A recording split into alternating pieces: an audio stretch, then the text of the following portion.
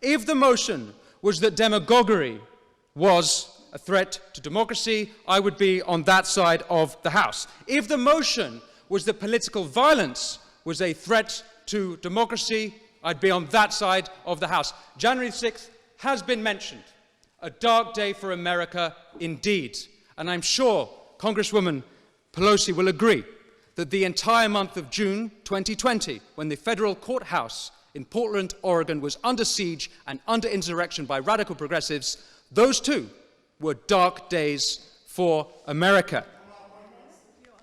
Yes? There is no equivalence there. So, yes. So you don't agree? Well, it's fine, you don't agree, that's fine. But it is not like what happened on January 6th, which was an insurrection incited by the President of the United States. So you don't agree? But you'll condemn those days. My point, though, is that all political movements are susceptible to violence and indeed insurrection. And if we were arguing that fascism was a threat to democracy, I'd be on that side of the House. Indeed, the current populist age is a movement against fascism. Populism, as you know, is the politics of the ordinary people against an elite.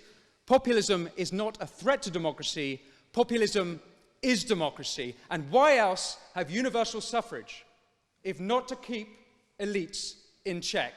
The real threat to democracy is from the elites. Now, don't get me wrong, we need elites. If President Biden has shown us anything, we need someone to run the countries. When the president has severe dementia, it's not just America that crumbles, the whole world burns. But let's examine the elites. European corporations spend over 1 billion euros a year lobbying Brussels. US corporations spend over $2 billion a year lobbying in DC. 2/3 of Congress receive funding from pharmaceutical companies. Pfizer alone spent $11 million in 2021. They made over $10 billion in profit. No wonder then that 66% of Americans think the economy is rigged against them for the rich and the powerful.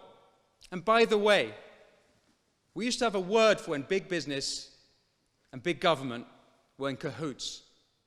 And I think any students here of early 20th century Italian history know what I'm talking about.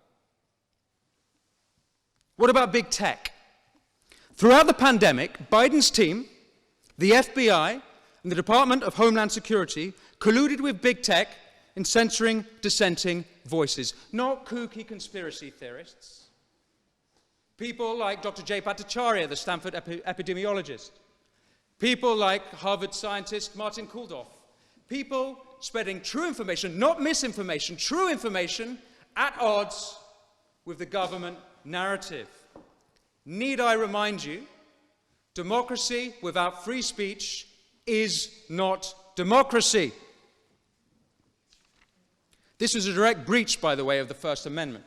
Before COVID, intelligence services colluded with big tech to have Trump suspended off Twitter.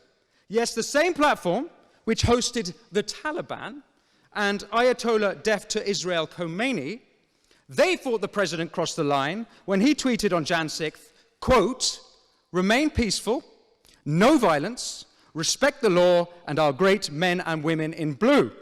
That's a quote.